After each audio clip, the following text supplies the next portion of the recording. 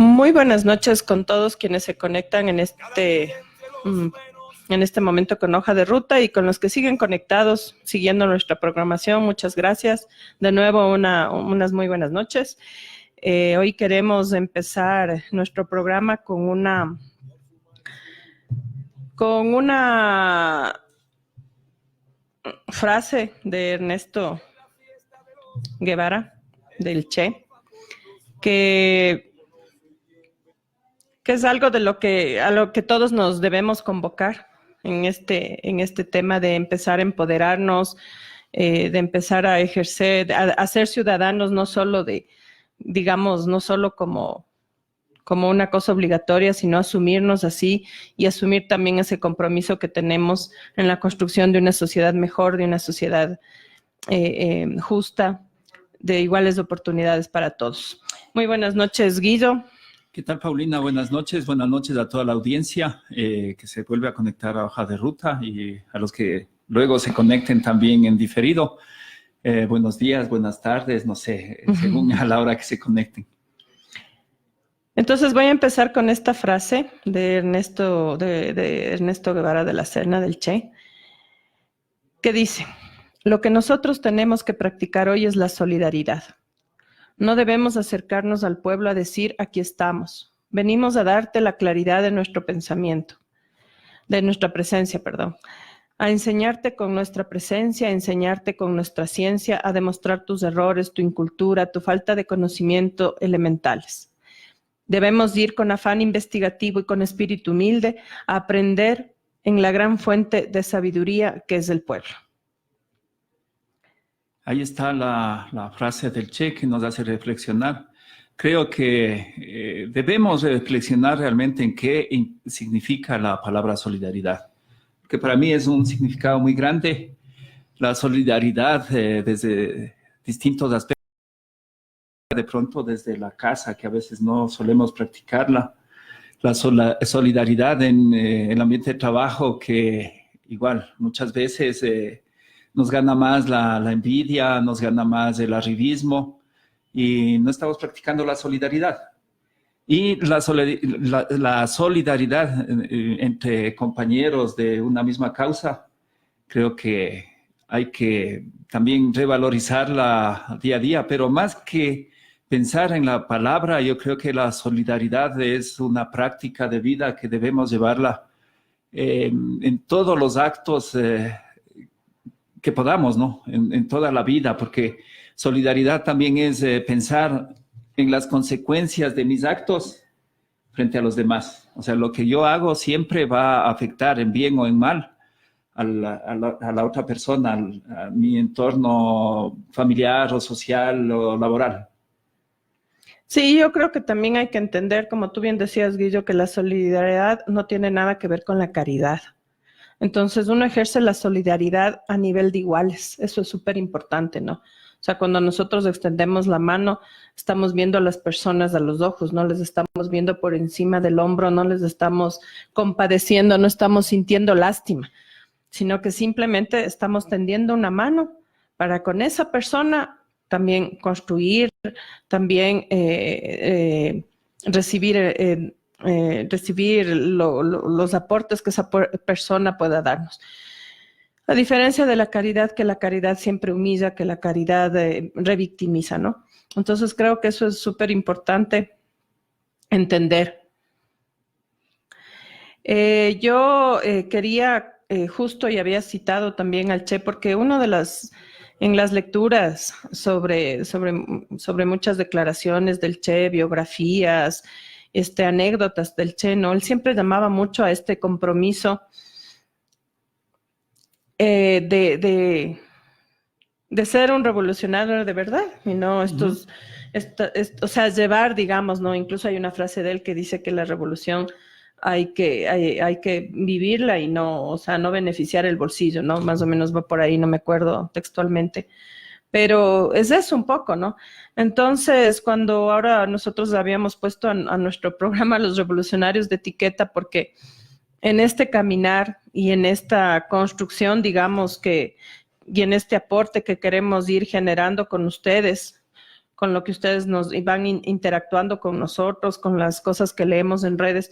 Creemos que es súper importante repensar cuando nos decimos revolucionarios, ¿qué realmente es el ser revolucionario?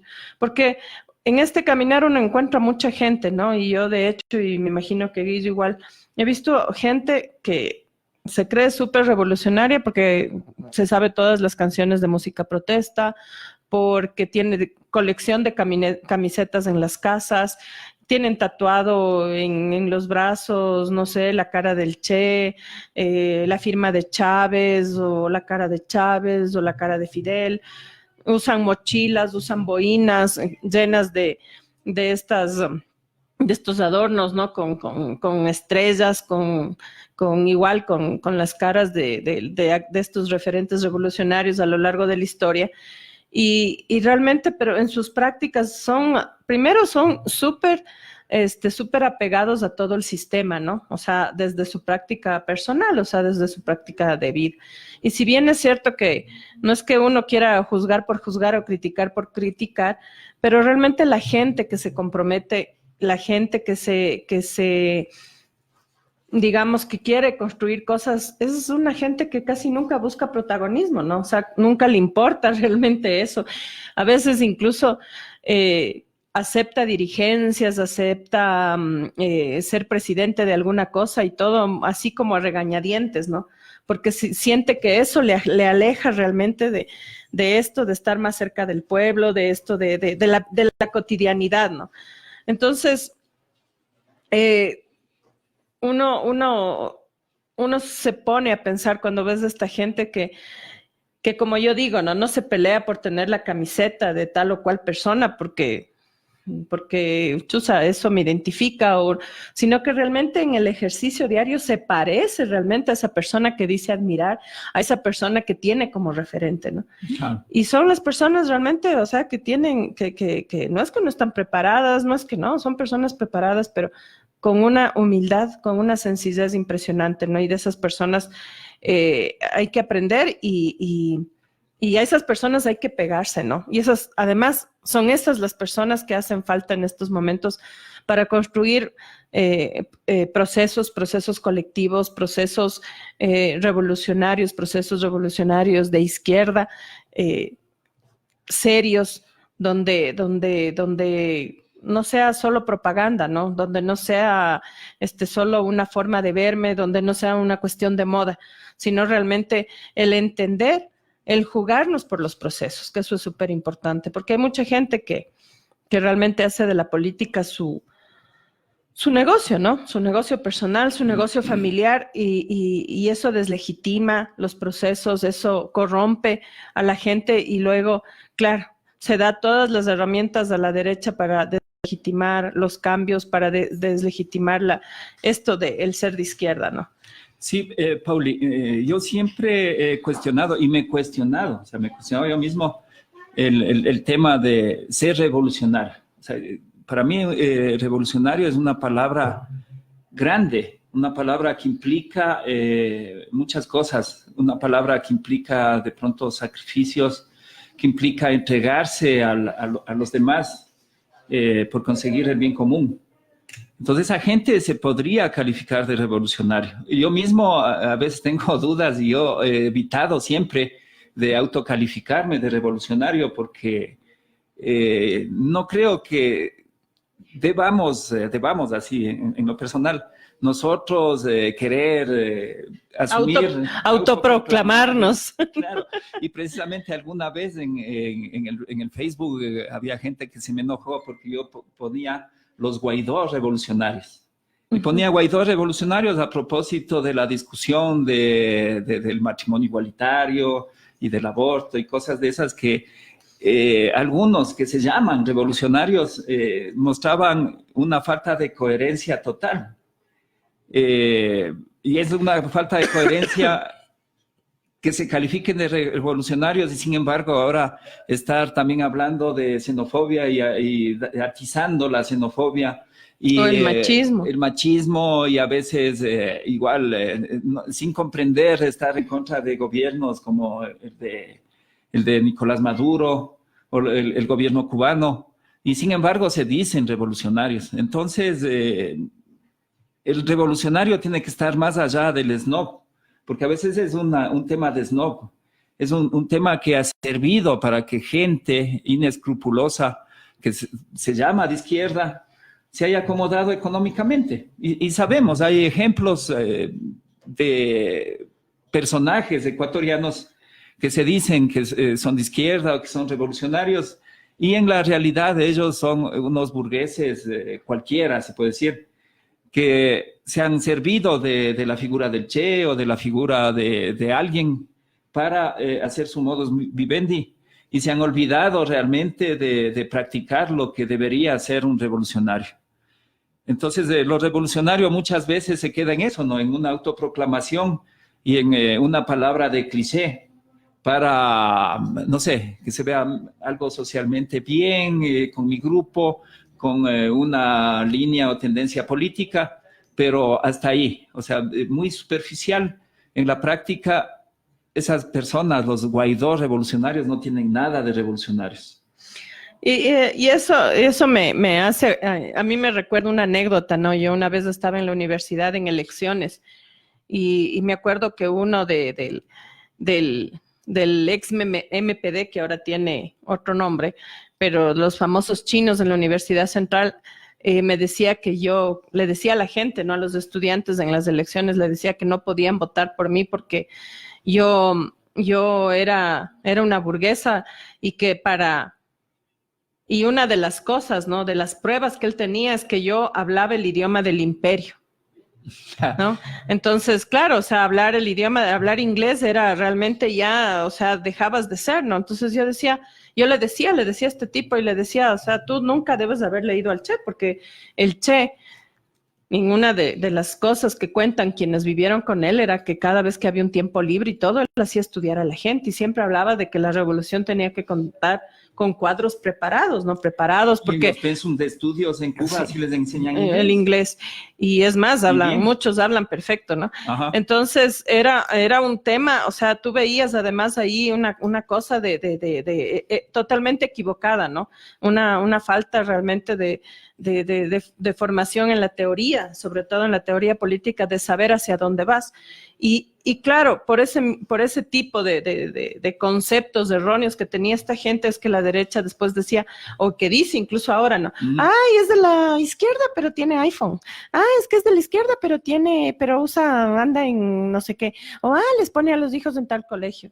Entonces, claro, o sea, yo siempre digo, no, yo les pondré a mis hijos, a mis hijas, siempre decía, en un colegio público, cuando todos los colegios públicos me den la misma calidad de educación. La garantía de calidad. Porque desgraciado, o sea, si yo tengo la oportunidad, creo que lo único que les puedo dar a mis hijas es una excelente educación, que es lo único que nadie les va a arrebatar.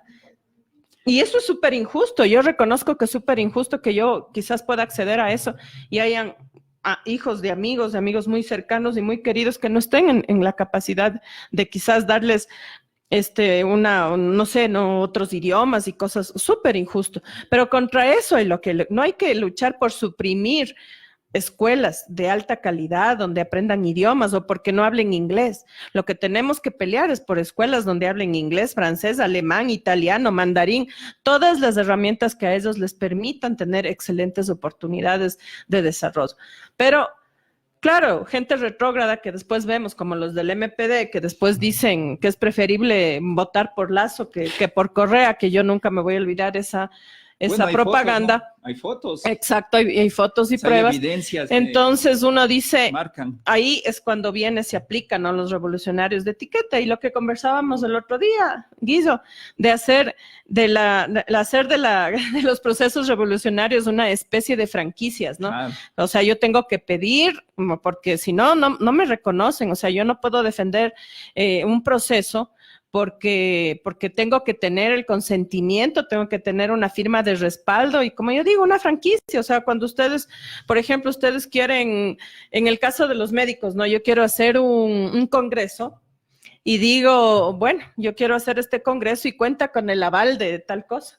Entonces yo tengo que pagar ese aval. Resulta que ahora estamos en esos tiempos, al menos aquí en el Ecuador, donde tú tienes que realmente casi que pedir el aval, ¿no? El aval, pagar por tener un aval para defender un proceso que tú consideras que vale la pena, que hay que, no sé, reforzarlo, que hay que seguir construyendo.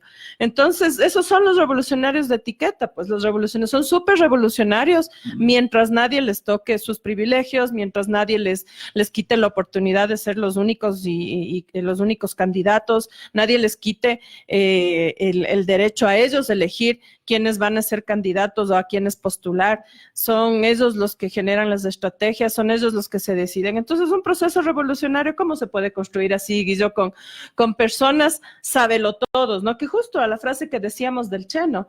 O sea, que vienen a darnos la ciencia, a compartir, a iluminarnos. Darnos pensando. A iluminarnos, ¿no? A decirnos cómo tenemos que hacer y lo que tenemos que hacer y con quién tenemos que hacerlo. O sea, nosotros solo tenemos que obedecer. Entonces, eso no es un proceso revolucionario. O sea, quizás en el ejército, en la policía funciona así, ¿no? O sea, viene el general y dice una cosa y ahí acatar porque no te queda más.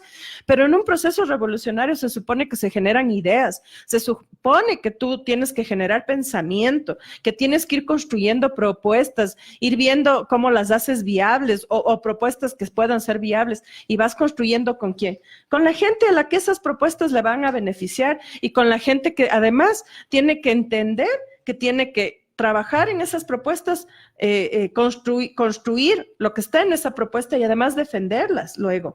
¿Qué es lo que muchas veces pasa en los procesos? Lo pasó en la Argentina, lo ha pasado aquí en el Ecuador, muy posiblemente lo esté pasando en Bolivia, ¿no? O sea, se construyen, se hacen cosas, se hacen cambios y desgraciadamente la gente, como no se le empodera, como hay una concepción a veces de la izquierda de que vienen a recuperar el país, de no sé qué, y entonces... Y que el Estado tiene que darme y ya está. Pero es que desde el Estado, del gobierno progresista también hay eso. No, o sea, el Estado entonces, sí tiene que darnos los derechos, el Estado tiene que darnos no, yo en eso discuto, no creo que solo tiene que darnos. O sea, yo creo yo creo que el Estado, si bien es cierto, tiene que articular las políticas públicas, tiene que generar políticas públicas, pero tiene que haber una contraparte desde quienes, desde todos los mandantes, digamos, o desde todos los que hacemos un país. Porque tú ves, o sea, tú ves que se hacen cosas que valen la pena. Yo pongo un ejemplo aquí en la ciudad de Quito. El alcalde Barrera, que a unos les gustaba, a otros no les gustaba todo, pero vamos a dejar aparte, solo pongo el tema de las bicicletas, ¿no? Sí es cierto que se construyeron vías o ciclovías, digamos, en sitios que no eran estratégicos, quizás con el tiempo se debía haber avanzado más, porque generaban más tráfico, ¿no es cierto? Y ¿qué pasó después de eso? Yo me acuerdo que hubo un gran movimiento y se volvió como una moda, ¿no? Fucha las bicicletas y además mientras más cara eras más chévere, porque desgraciadamente en eso degenera cuando la idea era otra, pero degenera en eso, ¿por qué? Porque vienen estos revolucionarios de etiqueta. Entonces, no, pues, entonces yo te pago por usar esto, yo te pago por usar la propaganda, yo soy dueño de la idea y no sé qué. Eso pasó en las vías y en las vías digamos, incluso en el uso de la ciclovía de los fines de semana. Entonces, y viene de pronto un Rodas que se sacó la alcaldía en una caja de cereal, un tipo que no sabía hacer nada, cuestionado hasta dónde, que por cierto, hasta ahora nadie le audita ni nada, y dio al traste. Es más, acaban de encontrar un montón de bicicletas pudriéndose por la ineptitud de este señor, pero se acabó la protesta porque, claro, es más cómodo, utilizo el carro, ¿no? Pero claro, vamos por la ciudad, ya no nos podemos mover porque ya los carros solo falta que ocupen hasta las veredas para circular. ¿Y tú has visto alguna manifestación de la gente frente a lo que implica tanta congestión? El tema de la contaminación ambiental. ¿Y por qué compramos la bicicleta? Ya no podemos usar la bicicleta porque no es seguro, o sea, te lanzan los carros, todo, no hay una reglamentación clara, ni siquiera los carros pequeños se salvan de los carros grandes y nadie protesta. Entonces, por eso pienso, yo me ratifico en que cuando tú das, en este caso se dieron las vías, se dio la opción de inscribirte, cogías una bicicleta y la dejabas en la otra parada y no sé qué y todo eso, pero no hubo la contraparte de cuidar las bicicletas y de defender ese espacio, no hubo. Entonces ahí realmente, ¿dónde está el trabajo también que hay que hacer? ¿Quiénes son quizás los primeros que tenían que seguir ahí? Potenciando, digamos, esto. Porque no puede ser que viene un gobierno, ¿no es cierto?, y manda todo al traste y nadie sale a decir nada. El tema de las universidades que conversábamos el otro día.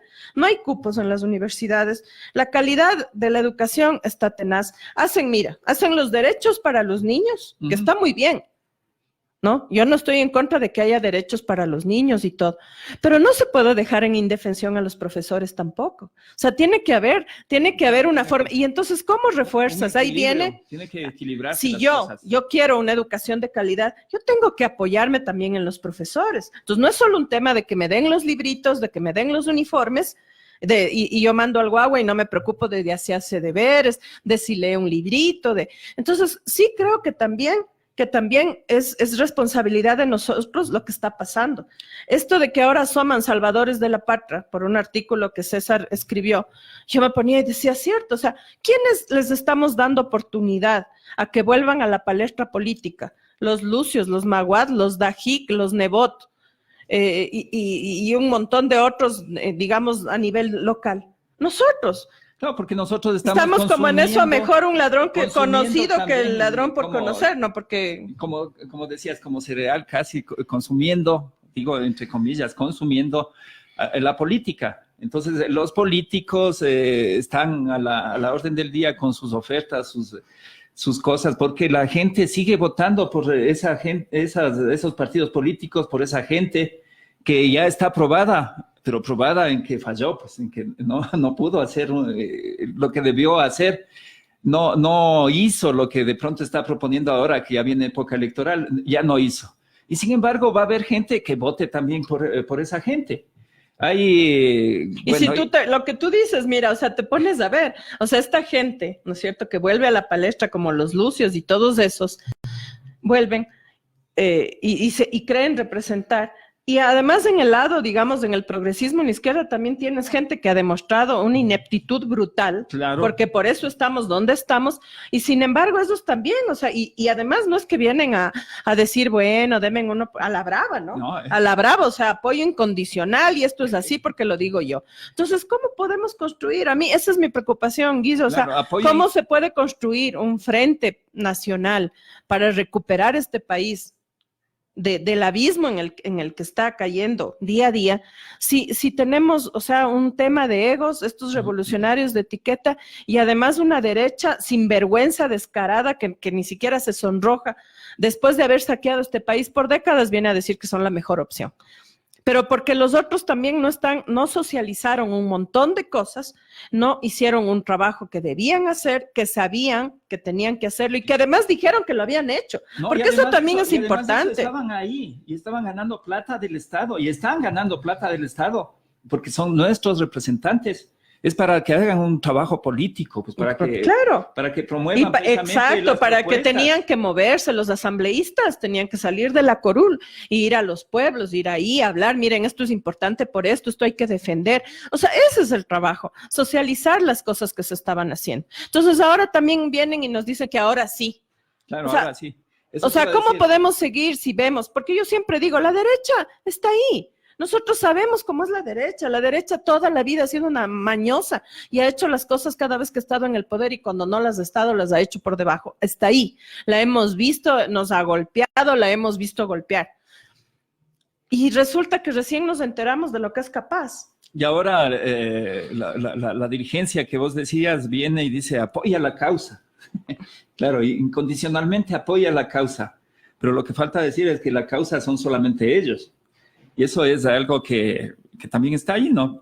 Quiero saludar un ratito antes vamos. A Ernesto Villacrés, Nelly Lema, Jimmy Rivas Mendoza, Anita Rea, Edith Cecilia Polacín, Catalina Marías Viviendas, Mayita Costa, Magdalena Carbonell, Angélica Pérez. Y aquí Edith Cecilia Polacín dice, pero si alguna autoridad quiere poner orden, lo llaman dictador. Claro, es que cuando no sé, yo pienso que hay ciertas medidas que desde el gobierno uno debe tomar, digamos, de manera radical, porque son cosas que se tienen que hacer, porque son cosas de urgencia, de planificación, yo qué sé. Pero aún así, si no socializamos, o sea, estamos hablando, y eso es la crítica que nosotros hacemos. O sea, realmente, socializar las cosas que se están haciendo en beneficio de todos, porque esa es la manera de empoderarnos y ahí surge el compromiso realmente ciudadano de empoderarme. A ver, yo tengo derecho a trabajar 8 horas durante los 5 días de la semana y me tienen que pagar tanto, ¿no es cierto? Entonces yo no puedo, si yo estoy consciente de eso, de que tengo estos beneficios, de que tengo derecho a las vacaciones y no sé qué, si estoy consciente de eso, el momento que alguien quiera transgredir esos derechos, yo voy a recurrir pues a hacer eso. Y si todo el mundo está consciente de eso, todo el mundo va a defender. Pero además tenemos que saber apoyar también a la gente, porque eso también, y ahí vuelve la solidaridad de quienes están haciendo eso. Muchas veces nos callamos, decimos, bueno, allá no sé qué pasará y así. Y así toca, exacto. Ha sido siempre. Y al final vamos cediendo. Cierto que es poner en riesgo quizás el puesto de trabajo, en este caso del ejemplo que estamos haciendo. No estamos diciendo que sea fácil, pero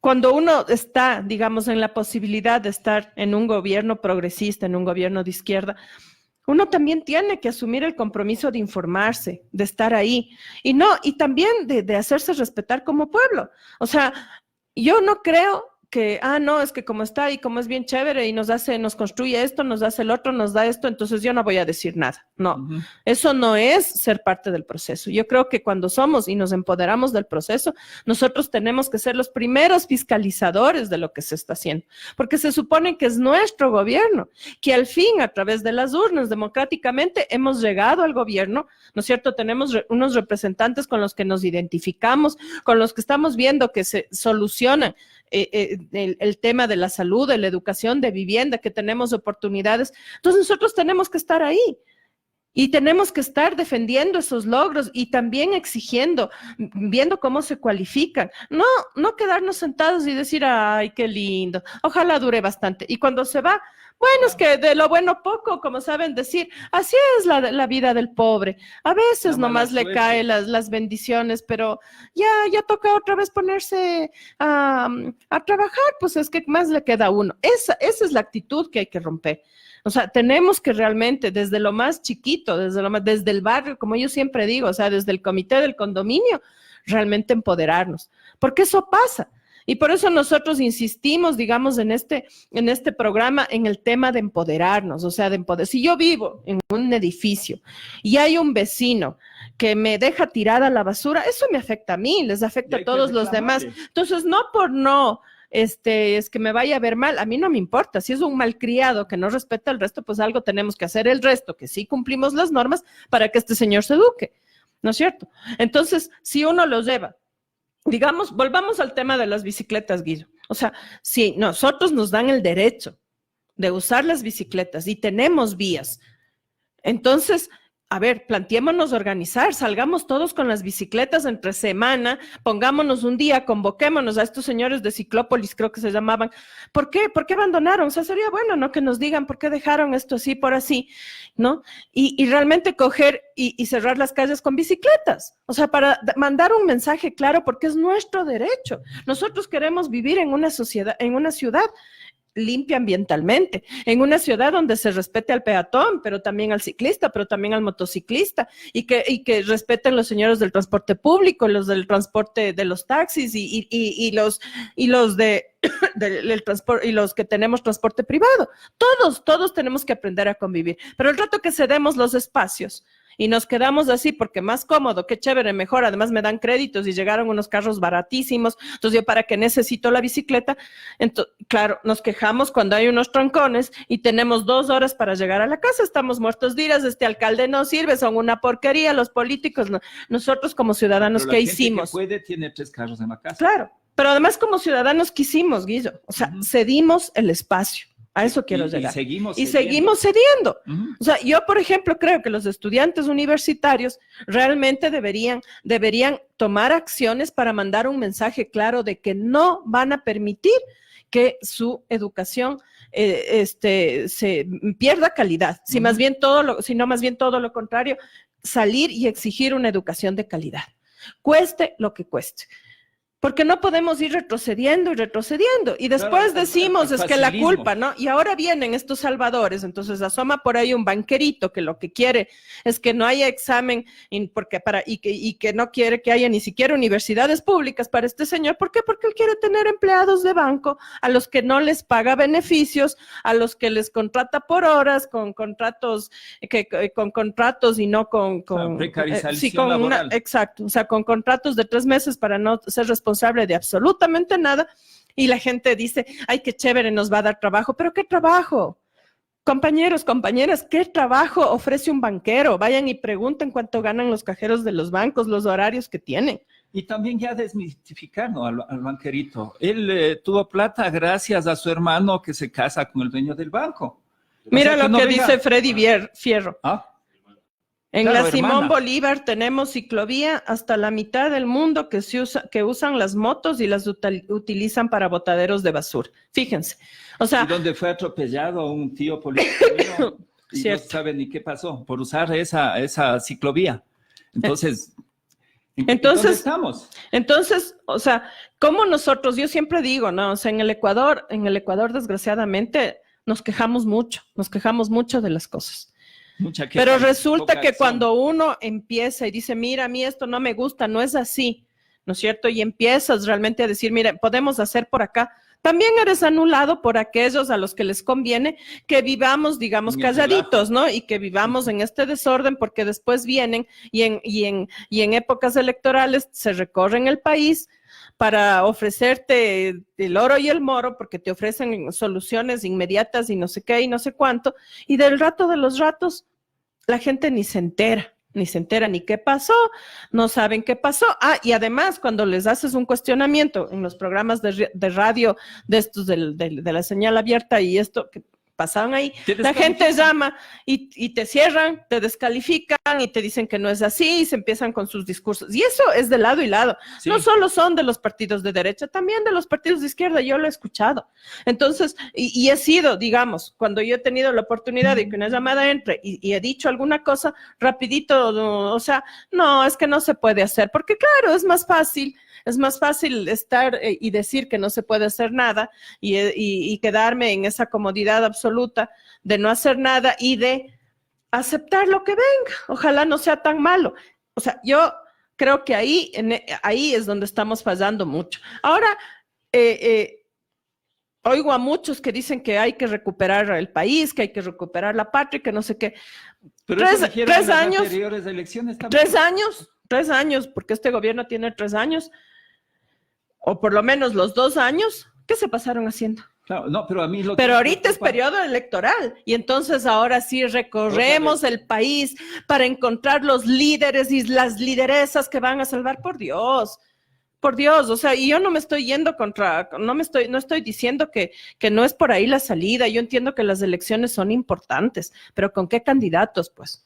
Con los candidatos ineptos, con los candidatos de los revolucionarios de etiqueta, con los que traicionan, con los que tienen pactos por debajo de la mesa, o realmente ahora sí vamos a fijarnos realmente en el candidato que nos diga, vean, esto se puede hacer y lo vamos a hacer de esta manera. Quizás cosas pequeñas, pero cositas pequeñas con dirigentes coherentes, con mujeres dirigentes, con hombres dirigentes, que realmente se comprometan y se las jueguen, pero también con el pueblo atrás, con un pueblo que quiera también meterse en ese reto. Sí se pueden hacer cosas diferentes. Quizás empecemos con cosas pequeñas, pero esas cosas hacen la diferencia. No podemos quedarnos en el que es que no podemos, nosotros, ¿cómo saben decir? Una golondrina no hace primavera. No hace verano. No hace verano. Uh-huh.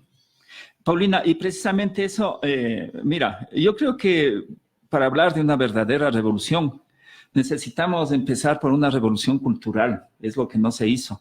Una revolución cultural no es solamente pensar que la música o el teatro o la danza, que sí es importante también, y tampoco se lo hizo, pero una revolución cultural que nos permita ir aprendiendo, más bien desaprendiendo lo que sabemos mal y aprendiendo otros valores. A desaprender realmente las cosas que estamos viendo, estamos viendo en la práctica, digamos, en este ejercicio político, porque todos somos políticos, claro, que no están haciéndonos bien. O sea, ¿cómo puede ser que seguimos pensando que va a venir un banquero, un tipo al que le votaron como un Lucio Gutiérrez, uno que salió huyendo como el Maguad? Ellos, que además súper bien, mientras este país se fue al barranco total, ellos súper bien, con fortunas, con casas, con carros, con los hijos en el extranjero, dando conferencias, trabajando en universidades internacionales, con cargos altísimos en el Banco Mundial, en el Interamericano y no sé qué y no sé cuánto. O sea, y esos son los que van a venir a salvarnos, los que desde un escritorio, desde un avión, ven la realidad, digamos, de este país. Pero a mí lo que me preocupa, porque como yo digo, insisto, a mí de la derecha ya no me sorprende nada. Me sorprende quizás su descaro, su desvergüenza, pero a mí lo que me preocupa es desde la izquierda. Primero, estamos frente a quién pone más gente.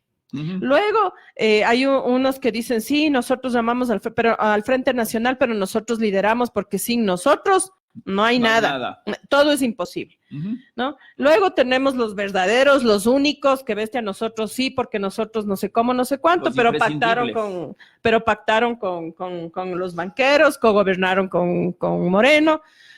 Aplaudieron la consulta del 7 veces sí.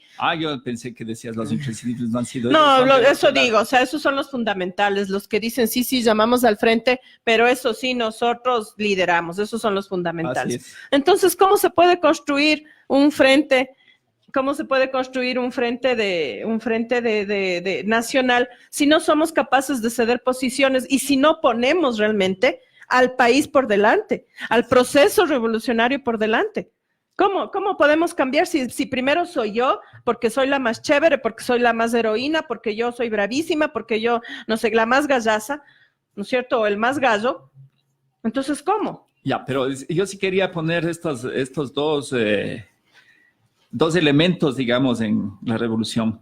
El uno es la revolución cultural y el otro, que también nos quedaron debiendo, es el poder popular. Porque el poder popular se construye día a día con acciones, como dices tú, con la participación real de la gente. Entonces, mientras no tengamos bien definido cómo debe ser la participación de la gente, del común, del que no está buscando el cargo público, del que no está pretendiendo palanquearse nada, pero que sí quiere hacer incidencia política, que sí quiere ser escuchado, que sí tiene mucho que decir, que sí tiene mucho que aportar. Mientras no se pueda articular eso, yo creo que no podemos hablar así tan livianamente de decirnos revolucionarios o de decir que somos revolucionarios o de decir que estamos promoviendo una revolución. Sí, y yo creo, Guillito, que como ya se nos agotó el tiempo, solo quería dejar este pensamiento para todos quienes nos han seguido, que me pareció súper chévere y que lo quiero compartir en este programa. Y les quiero dejar realmente a todos quienes nos están oyendo para que lo piensen, lo reflexionen, ¿no? Aquí dice cómo construir un barco, es la pregunta, ¿no? Entonces yo decía, ¿cómo construir un proceso? Entonces, mira, dice, ¿cómo construir un barco? Tiene que reunirse con gente y plantar en ellos el amor y la añoranza por el enorme, interminable y ancho mar. No reúnas a la gente para decirles que colecten leña, que hagan un plan o construyan un barco. Ese es el tema, ¿no? Esto es de Antonio de Saint-Exupéry. Mira qué chévere, o sea, ¿cómo construir? No le puedes decir a la gente, vea, traiga, vea, haga, sino que le tienes que con ejemplo, quizás con tu amor también por la gente, por la humanidad, contagiarle de ese amor, de esa añoranza enorme, interminable, de generar una nueva sociedad justa, de oportunidades. ¿Y eso cómo contagias en la gente? desde el escritorio, desde la curul, desde el cargo, desde el bolsillo. O desde el extranjero, incluso. O desde el extranjero, exacto. O construyendo con la gente, enseñándole que es chévere realmente una agenda colectiva donde todos vamos saliendo adelante. Así que les dejo con esa reflexión, con ese pensamiento de Anthony Saint-Exupéry, que a mí me pareció genial. ¿Cómo construir un barco? Tiene que reunirse con gente y plantar en ellos el amor y la añoranza por el enorme, interminable y ancho mar. No reúnas a la gente para decirles que colecten leña, que hagan un plan o construyan un barco. Muy buenas noches con todos y nos estamos viendo el jueves a las 5 de la tarde. Ya, Paulina, yo antes de despedirme, no me cierres el citar. También quería, empezamos hablando de solidaridad y con una frase de García Márquez también cerrar el programa. Con una frase que dice: un hombre solo tiene derecho a mirar al otro hacia abajo cuando ha de ayudarle a levantarse. Así mismo. Muy buenas noches con todos. Gracias, Cecitar.